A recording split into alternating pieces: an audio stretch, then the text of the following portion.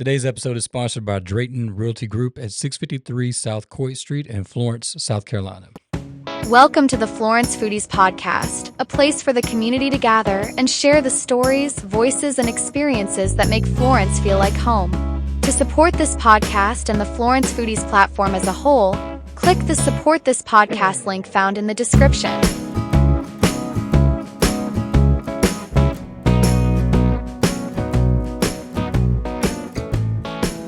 So what is probate exactly, and that process, how it works, just in a general sense or as specific as you'd like to be? Probate is a process, a legal process for the clearing of title from the estate of when a person dies, of the decedent. A deceased person is called a decedent under our law. And so probate is the process for clearing up their title and getting it into the names of the people that they leave behind, either their heirs at law, or if they have a will, which means they've died testate, into the names of their testate survivors. So this is something that, unfortunately, and I've seen this in my own life, probably about everybody listening to this episode has been affected in one way. Affected. I think I said infected. If I did, I was not. Sounded like infected. Not infected. I think you but said affected. Affected one way or the other. I heard affected. Affected one way or the other by this process because of death. You know, death happens to all of us unless the Lord comes back first. And so far, you know, death is undefeated in that sense, even though it has been defeated. But I digress. Mm-hmm. So, it can be, it's obviously a challenging time and for a lot of different reasons. And then there can be all kind of other variables involved in it. But the bottom line is it's something that impacts most, if not all people. And if you're not prepared, then it can actually snowball into a whole nother set of circumstances that are basically adding trouble on top of trouble or difficulty on top of difficulty, however you want to word it. But it can really add more things that were unforeseen. So in an effort to try to mitigate some of that in any bit that we can with our little bit of influence with this time together here, the next thing I would ask is, you know, what are some things that people can do to be proactive and plan ahead to ensure a smooth process after their passing on behalf of their loved ones or loved ones, you know, in advance of a loved one's passing? Well, the biggest thing you can do is plan ahead. And the best way to do that is to see an estate planning attorney, someone who works in probate specifically, or in elder law. Those two go hand in hand most often. But you want to see someone who deals with estate planning, elder law, probate. Those three general topics are probate lawyers. So find a lawyer that deals in those, Google those terms, and add the word lawyer afterwards.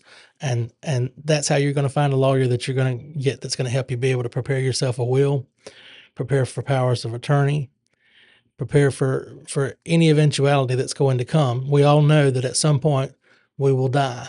And so you want to prepare for that day and time and make it as easy and as smooth a transition for your family. What I tell folks, you know, and I maybe overgeneralize my definition a little bit on the process as far as title clearing and whatnot. The reality is everyone when we die has something we want to pass on to people. And we want to make sure, if it's our loved ones, if it's friends, whoever, that we have a say in how that's done. The best way to do that is through a will. There's another way you can do it, and that's also via a trust. You can't do those efficiently without an attorney. And so you want to get the best attorney, the most knowledgeable attorney that you can find that does that. The court cannot provide you the name of an attorney to do that. We do compile a list of attorneys in the area that do that kind of work in Florence County's probate court. And all the attorneys from the bar are offered an opportunity, if they want to do probate law, to be on that list so that we can just hand a general list to folks who ask us without making a referral, because it's not ethical for judges to make referrals to lawyers. But what we can do is give them a list of all the lawyers that want to be on that list, and then they can pick their own lawyer. And they can call through, they can make an appointment, and figure out who it is they want. If they take several lawyers and do consultations with them, whoever just rings true the most with them and feels like the most comfortable match for them, that's who they should go with. And so I always tell folks, just plan ahead.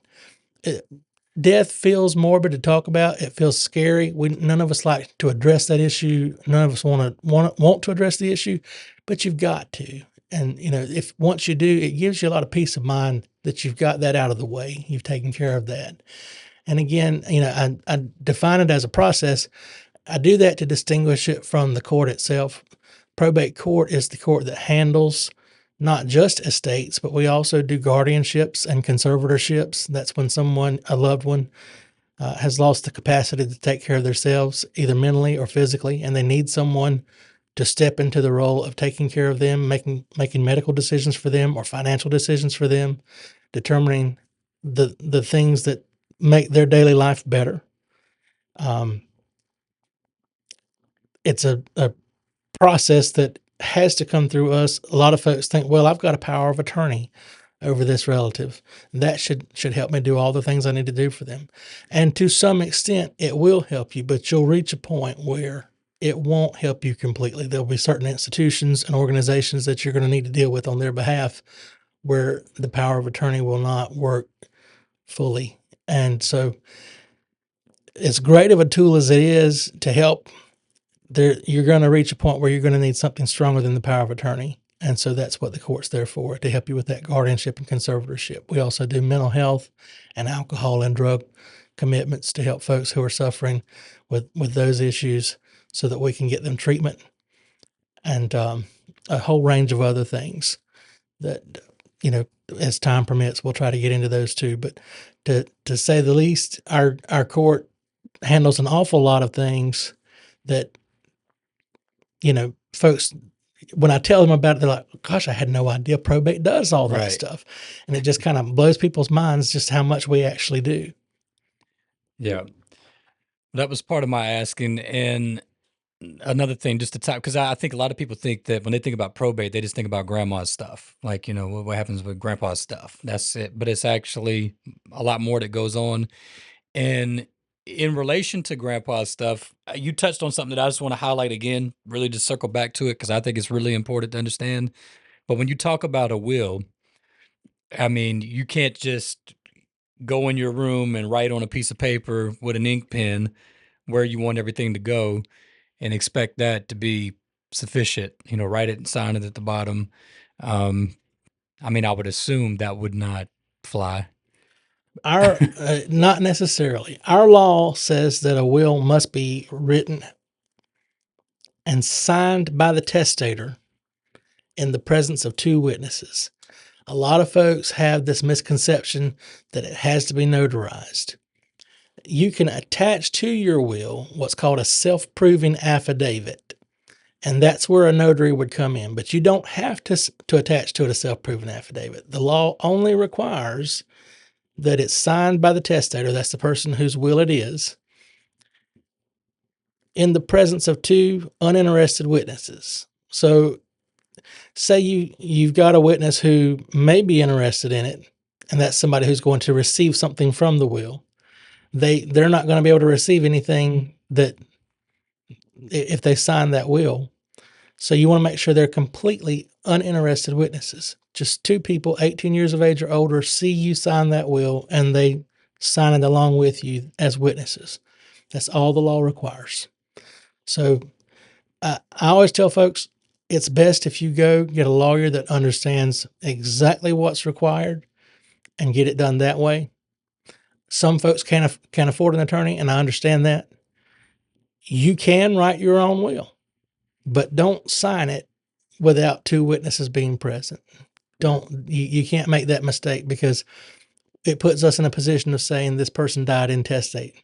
I see a lot of times folks come in with a will that someone wrote, and it's got one witness, or it has one witness and a notary. And then the next question I have is, well, was this notary present for just the witness alone, or was the notary present for the actual signing of the will by the testator? Because that makes this notary the second witness, and then I can take it as a will. But if the notary wasn't present for the testator, then they were only present for the witness. Or if they were only present for the testator and the witness wasn't present, it creates Yeah. questions that we have to get answered before we can figure out whether or not that will can be probated. Just like Mosaic law. Yeah. So a question I would have then is, how does you get into the process and somebody's got this will that they've drafted up, they've had the two witnesses sign it. How does the court determine if those two signatures are legitimate, if those people were in fact present at the time that it was signed? I would imagine they have to appear and testify to that. Well, typically that only comes into play if someone is challenging the will. And sometimes that happens and sometimes that don't. A lot of times folks take the signatures and take the will at face value and accept that these are the genuine witnesses.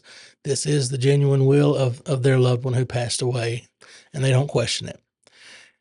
Sometimes they do question it because they have reason to believe this person had a will prior that they don't think that the new will is what this person would really have done. This person might have gotten older, may have had someone come around and come into their lives that unduly influenced them to write a new will, or applied pressure on them in some kind of a way. Hey, if you don't write this person out and write me in, I'm not going to take care of you. You know, all kinds of things can happen that would make folks do something different from what their norm would be.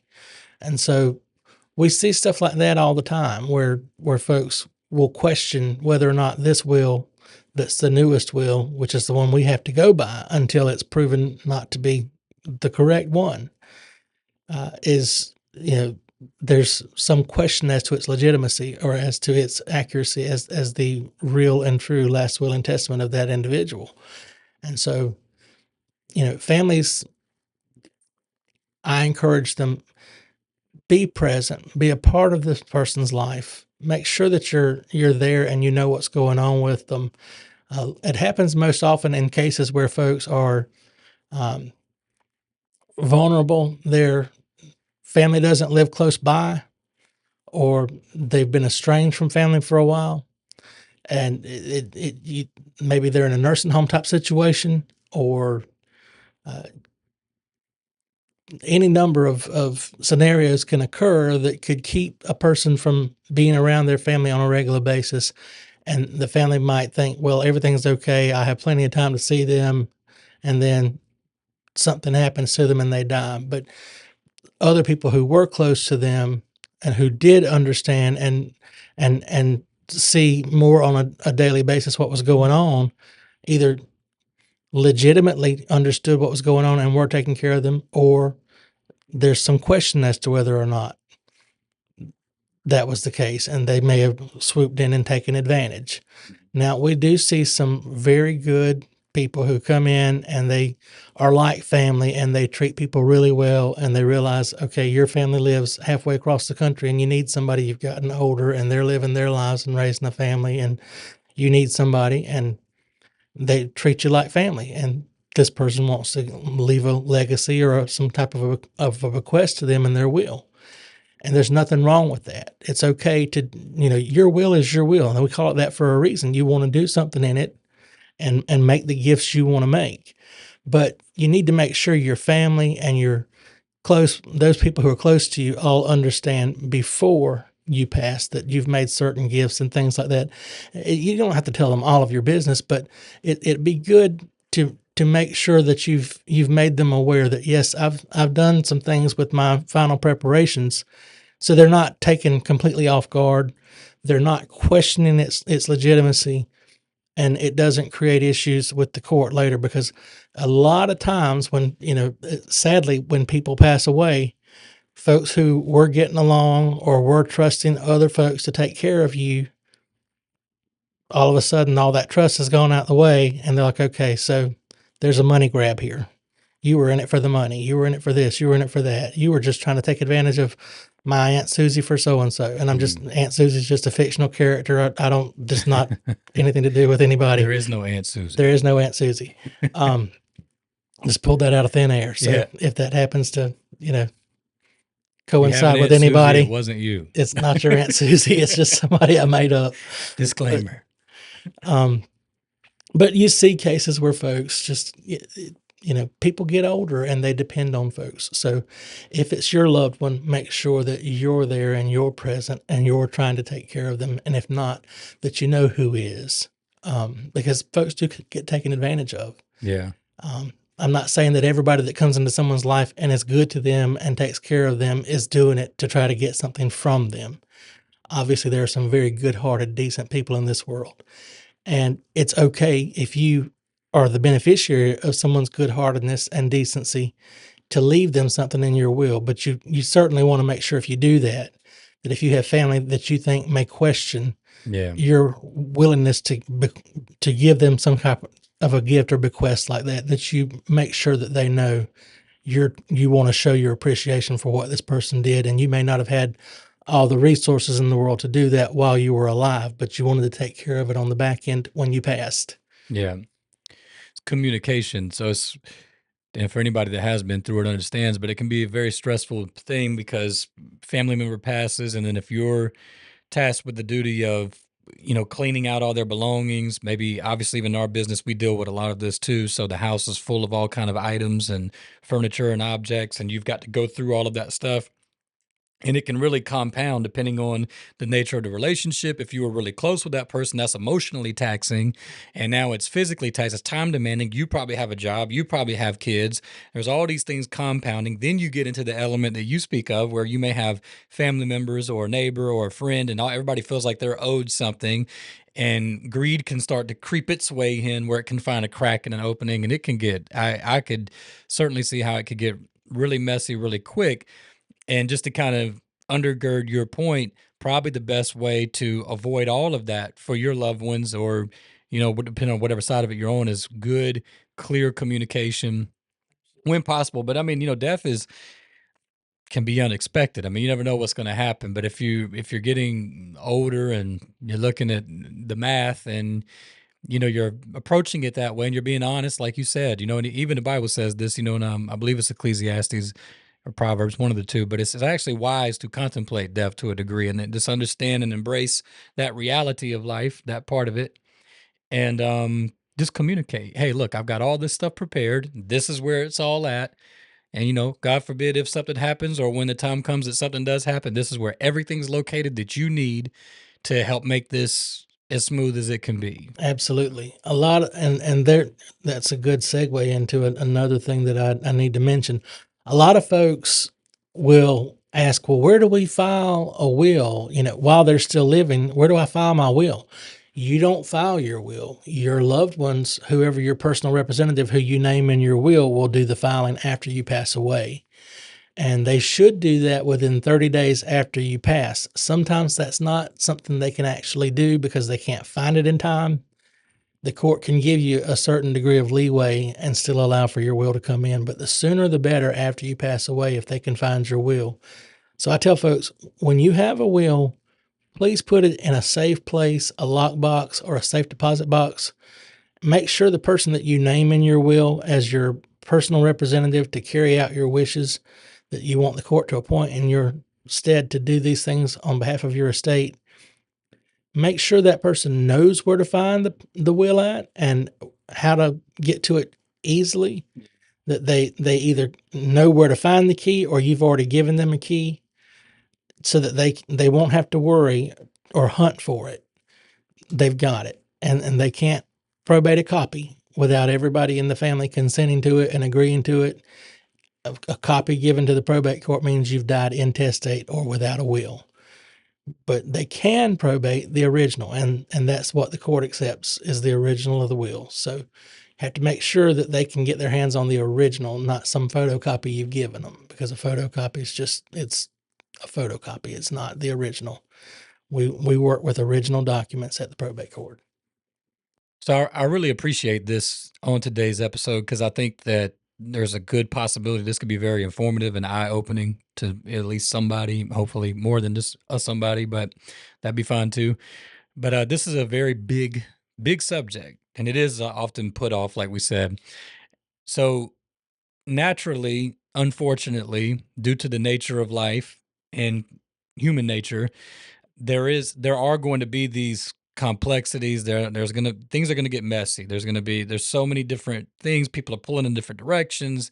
There's so many wrinkles and gaps and all of this type of stuff. So what I'm interested in is, and for the purpose of, like I said, informing the public, just to give a peek behind the curtain of what your office and what the court deals with. It's a very serious job, I guess, is the easiest way for me to say it. So how does a judge navigate and decide these matters when things do, I guess, maybe even go off the rails, so to speak? How do you weed through all of that and try to get down to the bottom of the truth and make the decisions? Well, when it comes to the courtroom and having to decide, a case, we have the rules of evidence, which help us decide what evidence comes in the first place. And the lawyers involved, the parties involved have to argue their case according to the rules of evidence. So we admit evidence in accordance with those rules. And certain rules prohibit certain types of evidence from getting in or even being considered. We may wind up hearing it, but we can't consider or make a ruling based off of it. So if someone offers what we call hearsay testimony, and that's testimony made out of court, that's a statement made out of court that they've heard, and then they're saying, well, I heard so-and-so say so-and-so, but that person's not in the courtroom to testify themselves. That's an out-of-court statement, and it's being asserted simply for the truth of its having been said.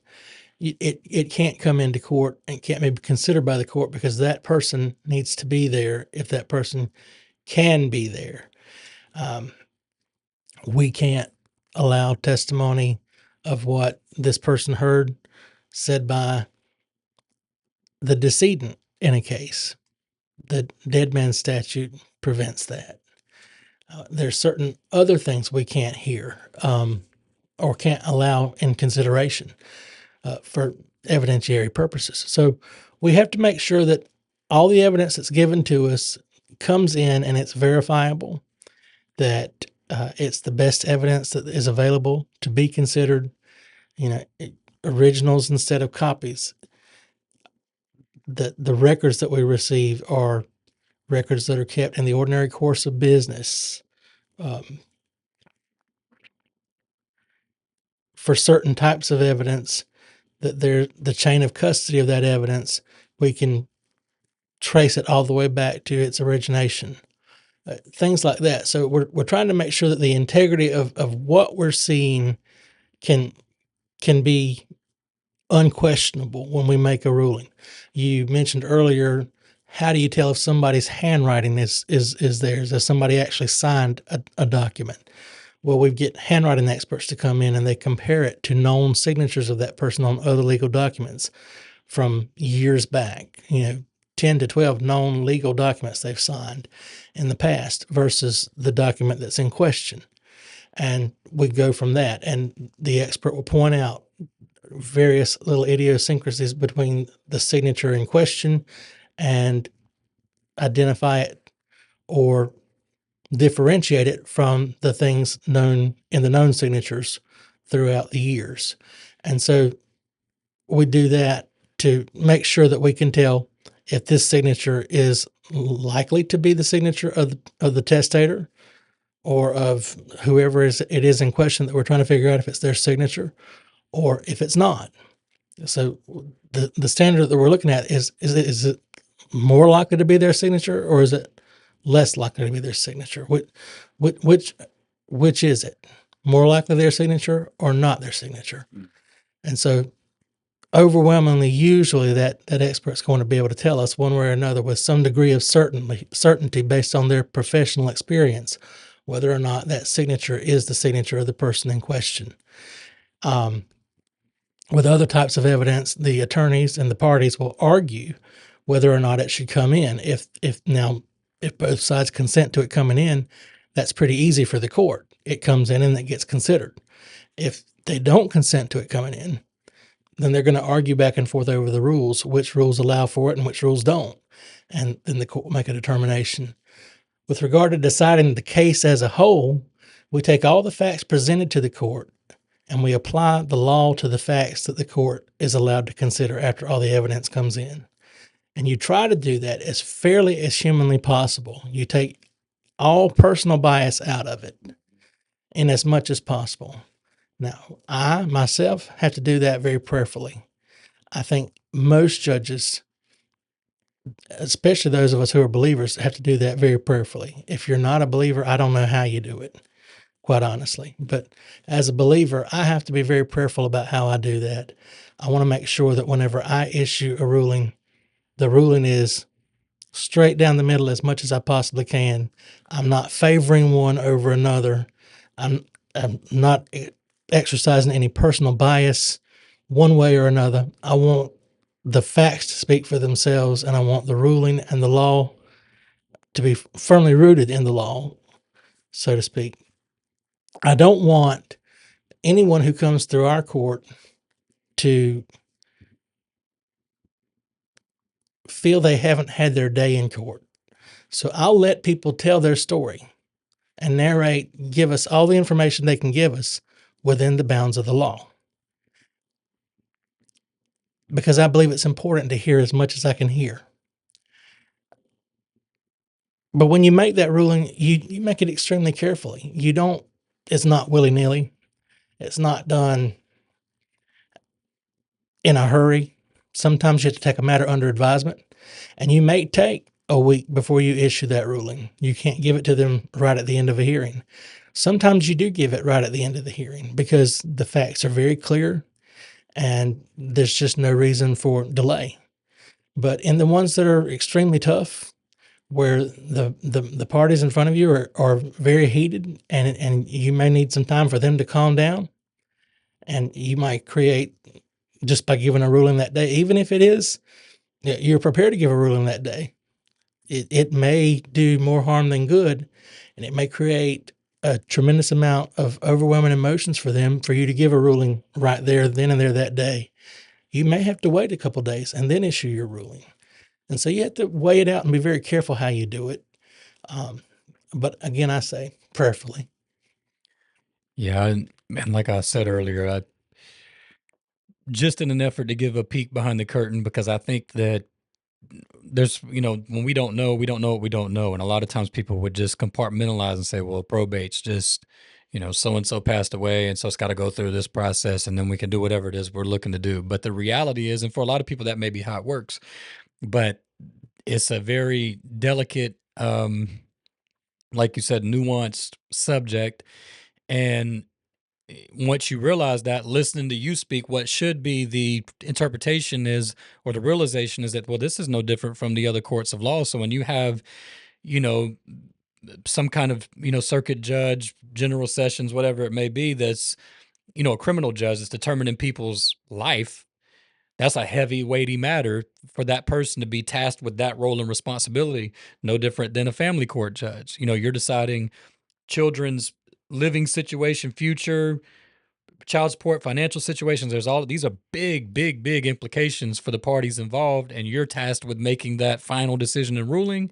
And it's no different in y'all's court as well, because, it's not fair for somebody to say, well, this is minor. It's only, $20,000, $30,000. That's minor, maybe minor to you because you're blessed to be able to say that. But for somebody else, it's a very significant matter. And so making sure, like you said, that it's done with justly is serious, especially when you've got, and people can probably only imagine, if you're entertaining this episode today and you travel down this road and just start to think through it, perhaps you've never thought through it. It's good. It's eye-opening. It's like, wow, I could see, certainly you could see how people can get very emotionally invested. And I mean, we know that, I mean, when you've got money involved, people can get really out of pocket, as they say, very sideways. So it's a serious job, and that's why, it's an elected position. It's, I would say, a prestigious position, I guess is a word from that standpoint. And so that would take me to my next question is, it's not just a stroll through the park. It's not just an old day down the lazy river. So, I mean, what would compel you to get in that path, or more specifically, kind of what's your journey and story to get into this as a career path for you? Well, judges are arbiters, which is a neutral position. During the course of my practice, when I was a practicing attorney and trial attorney, I eventually began doing a lot of neutral work, what we call neutral style work, which is mediations and guardian ad litem work in DSS court, in family court, circuit court, even. And I just found that it seemed to be a good fit for me. A lot of the lawyers in the area began to trust me to do that work for them. And occasionally I would even get to do uh, neutral type work where I would go out and monitor the division of assets for people who were having to split up assets, or visits between people, and things of that nature.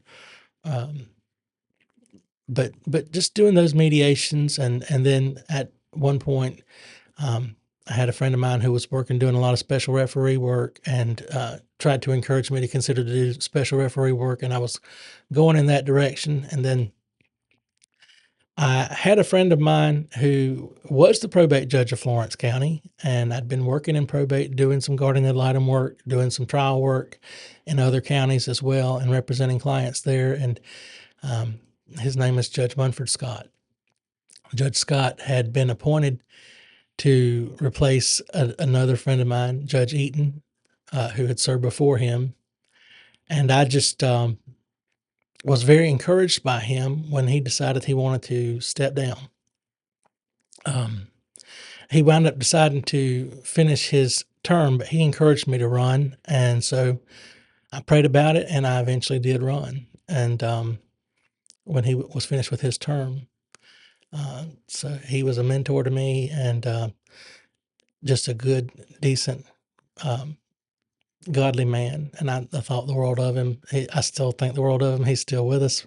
Praise the Lord. And I just was very blessed to have him as a friend. Am blessed to have him as a friend and a mentor. And um, from lawyer to judge has kind of been. It was a little odd, kind of winding road of sorts, but it started with his encouragement.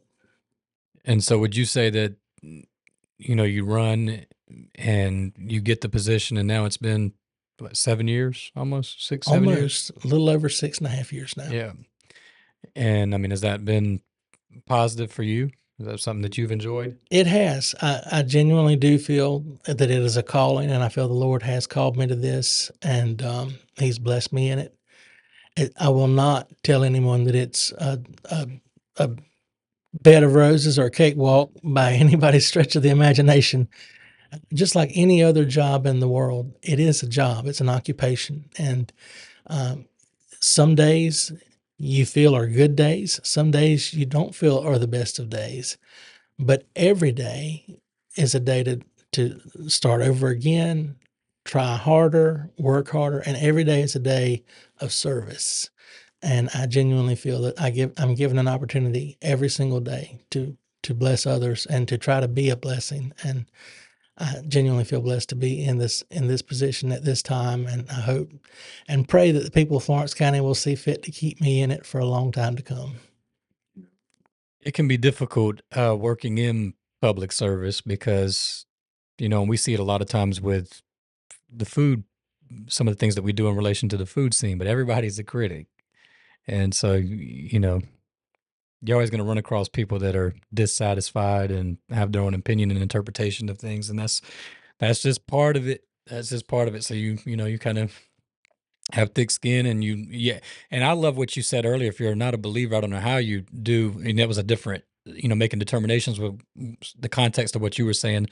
But I would just say in general, if you don't have that bedrock to rest on, then, I don't know how other people do it. But when you can be confident that you're in the will of God and that you have brought yourself before Him sincerely to be in service to Him before anybody else, then and you know that you're accountable to Him, then that helps with a lot of that stuff for me, and I think for other believers as well. So hard shift on the gears will make, I guess, a hard right or left, whatever. I know that you, like myself, are a local through and through, born and raised. And I know for me, it's interesting because when I was a child, I would listen to my dad, my mother, my grandparents. Not so much my grandparents, I guess on my mother's side, they weren't from Florence. But on my dad's side, that part of my family was, I mean, my roots go deeper and deeper in this area with them. So more so them, but my mom as well. Just hearing the growth of Florence, how much it had changed.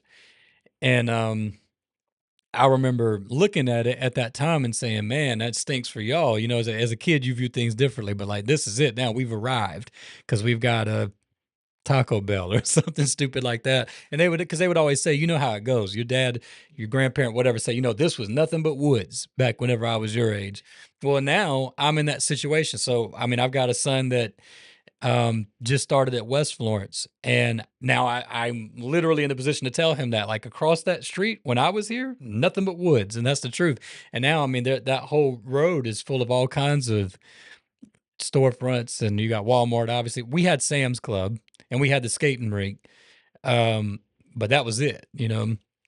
So anyways, I'm now in that position. I've seen Florence grow and develop. It's still growing and developing. Obviously, on the residential side, there's tons of new construction going up currently.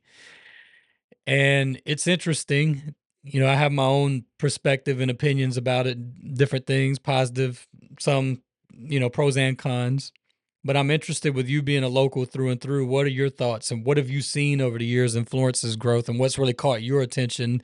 And what are some of your ideas or thoughts about where Florence is at from where it came and where it's going, perhaps?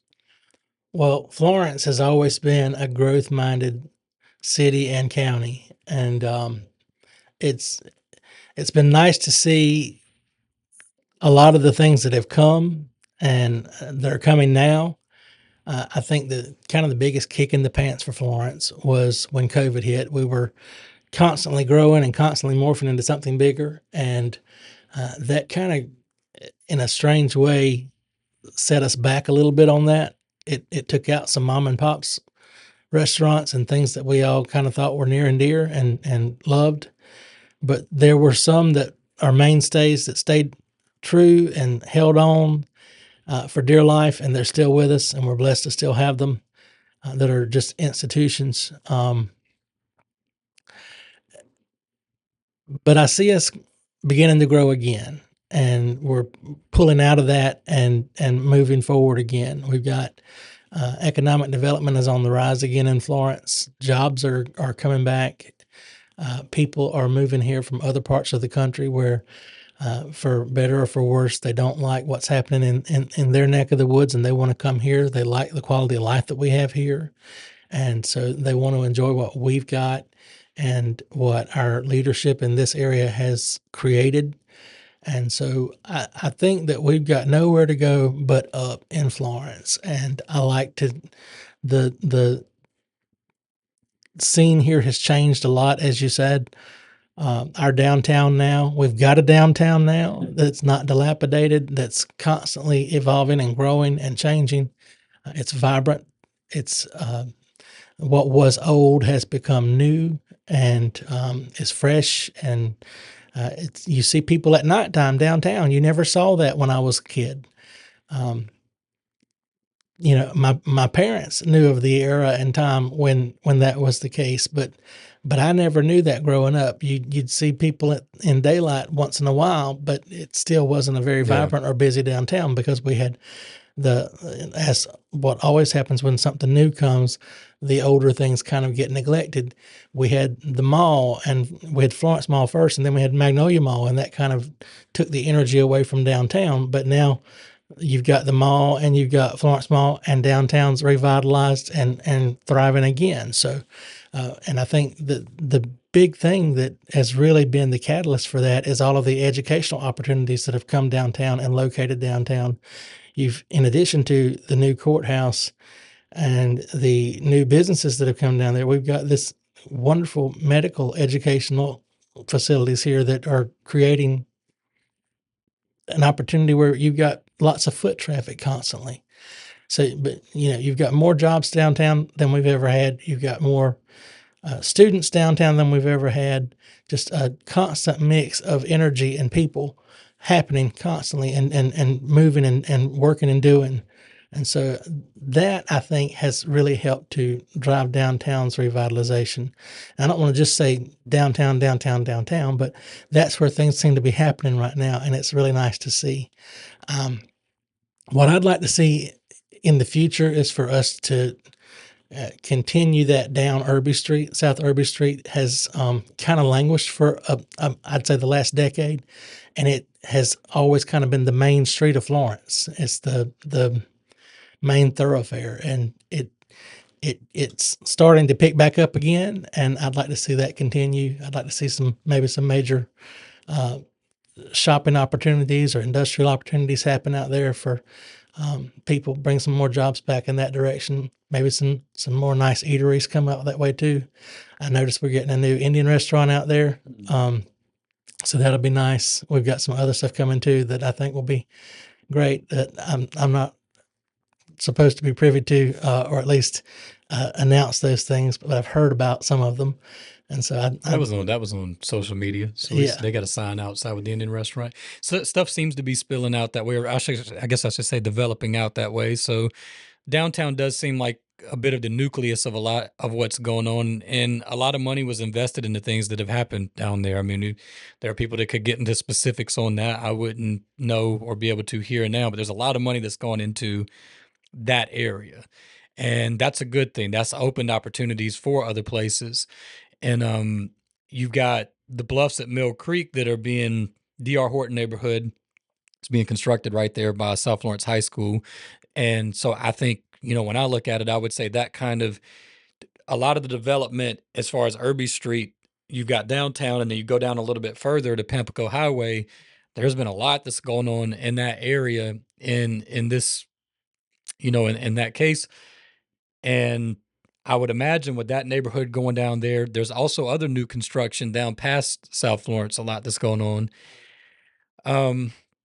It stands to reason to see that, investors, entrepreneurs, businesses, franchises that have their own analytics departments are going to look at all that, and we could expect and anticipate to see more businesses continue to go in and develop out Irby Street, going out towards Scranton.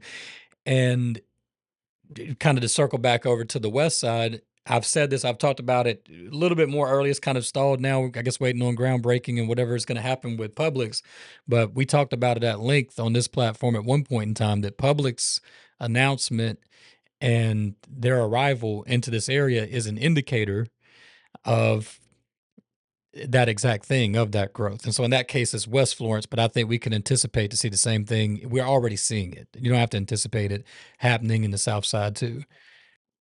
I like to think, because of the new restaurants that, I was talking with some friends the other day, we've got so many new spots that are open that I haven't gotten a chance to try. And I could be able to say that pretty soon after something opened, I had tried it. But I've got kind of a rule of thumb now. I give it at least a month or two before I go try it, because I want to get all the kinks worked out and all the, little idiosyncrasies that make it tough for their openings, because I don't want to be critical of something that's just opening and trying to get started. But, we've got like the Angry Chicken. I still got to give that a try. I haven't tried it yet. And then there's this, Takoyaki right beside it that's opening up. Dave's Hot Chicken is coming, or is open now, and it's been so busy I still haven't had a chance to go try that yet. But then there's all kind of stuff coming. And there's the Italian deli that opened up on Second Loop. I want to go try that. There's a croissant bakery over off of Palmetto Street that I haven't tried yet, that I've heard great things about.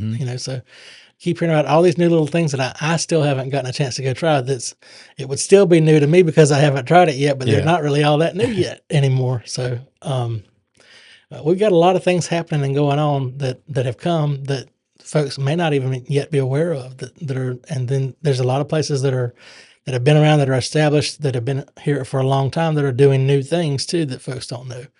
So I appreciate the wisdom in that. I'm going to take that opportunity to make a comment, and then we'll go to our last segment and wrap this up. Of course, unless you have some more to share. But I will take this opportunity to mention something that we plan to expound more on later, do in some different ways. But there's wisdom in that thing that you said about giving it time. And so this is what I do. So unless I'm going to grab content, we went to Dave's Hot Chicken and I did a video. So I went opening day for that purpose. Had it not been for that purpose, I would not have went. Now, I'm already familiar with the product and the franchise. Won't get into all that, but that's on record. I was very excited that they were coming. Fan of the restaurant. And then my sons, of course, they want to go. So I went later that same week and took them for that purpose. Had it not been for those two specific purposes, I would have waited. I'd probably still be waiting because it's just, I don't want to contend with the rush and the crowd. And not only that, but I understand, and it probably comes from the years of restaurant experience. But, statistically speaking, if you're running the analytics, then you realize I'm not giving myself the best opportunity to experience their best product because of the immense pressure there. They had a performance food truck outside of the restaurant. And so kudos to them for doing everything they could do to be prepared. But you can do everything that you can to be prepared and still come up short. It's just the nature of anything, really. And I wish that people had more of that wisdom, because you saw certain people that online thought that was horrible. That place stinks. I went twice and I made a comment. One person commented something in our Facebook group, and I said, I went twice. And I thought, especially for it being that opening rush, they executed extremely well. I was actually surprised because my expectation was different. Having that wisdom, understanding, like, okay, this is a lot to ask of a crew of people to get this done. I thought they performed great. Was very pleasantly surprised, but I would have definitely been able to give them grace had that not have been the case, understanding the timing that I'm going. So give people a little time. And I'm going to take this opportunity to give an example. I'm big on practical examples. And am I seizing the opportunity to throw something else in there? Sure. But it's not gloating. It's just a fact. Philadelphia Eagles won the Super Bowl last year. At the beginning of the season, the Philadelphia Eagles defense did not look very good. There were some issues.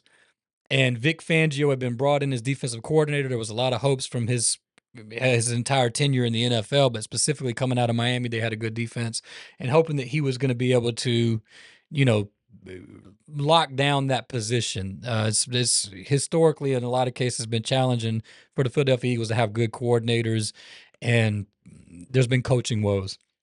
So anyways, the defense starts off rough, give the man time, and that was perfectly demonstrated last season. It did not start well, but it ended up being one of the best defenses in NFL history, winning the Super Bowl 40-6. And I say that on purpose because the starters came out of the game. The Chiefs' last little bit of points there really don't count for us Eagles fans. So, I mean, it was a lockdown, shutdown, lights out defense, but it didn't start that way. Give people some time to acclimate, to iron out the wrinkles and the kinks, like you said. And then, if you must judge and critique, at least at that point, then make your determination about what they're capable of doing. So I appreciate you saying that. And we'll leave that there. With that said, that'll bring us to our last segment. We do every episode, the Florence Foodie's favorite Florence food item. This is presented by Drayton Realty Group. And the question is, when you go out to eat, I'm sure that you spend a lot of your lunches in the downtown area by the nature of your office location. But just in general, no matter what it is, wherever, maybe perhaps when you go out to dinner, what are one or two of your favorite food items when you go out to eat in Florence County? Oh, you put me on the spot. My most favorite thing is barbecue. And because of the competition between all the barbecue restaurants, I'm not going to tell you which one because they're all my constituents. I don't want if I don't I want. think they're pretty much all good. I don't think I've been to one and said I don't like this. But of course, we all have our favorites. But I mean, We do. We the all PD do. knows how to do barbecue. They do. Well, it's the most prize-winning barbecue in the entire country, right here in the Rightfully PD. so. The Yeah. recipes that we have right here in the PD, which is a combo of, vinegar and mustard, and in some places a little tomato too, Yeah. just depending on where you go and sit down to eat. But that combo is the prize winningest barbecue in the country. And so, we got most barbecue judges right here in South Carolina of any place you can think of. So, you know, for the PD to win like it does consistently over and over again, and barbecue uh, aficionados, grill masters, if you want to call it that, to win like they do from right here in the PD, it speaks for itself. But and I'll probably stop with barbecue. But if I had to pick a second dish that I like, it's pretty hard to beat a steak. Pretty hard to beat a steak, a well cooked steak. I think because of the cost, a lot of times I'll cook steak at the house. I think I feel good about it. My wife's very positive review about my steak and the kids. So I think that again, I got 2 witnesses. I got a few of them at the house. So the cost, I like to go to the old timey meat market. Yeah. And you know what? I'll say something. I'll give a food item. If I saw correctly, so we know that Victor's did a lot of renovations. And if I saw correctly, last night they've got a dry ager. It almost looked like it was right there at the entrance when you come in. I actually need to go by and see what's going on. Now that they've completed that, I'd like to go check it out.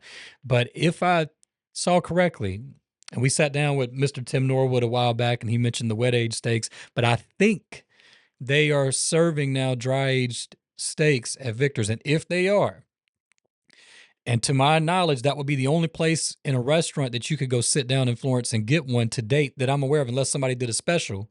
But just on a regular basis, if that's what they're doing, that would be the first. Old Timey Meat Market has had dry aged beef. At times they'll offer it. If you've never had a dry aged steak, then and Victor's is offering them, which I'm going to go out on a limb here and say that I think they are. Check into that, because it really does go to a whole another level. It takes it to an entirely different level.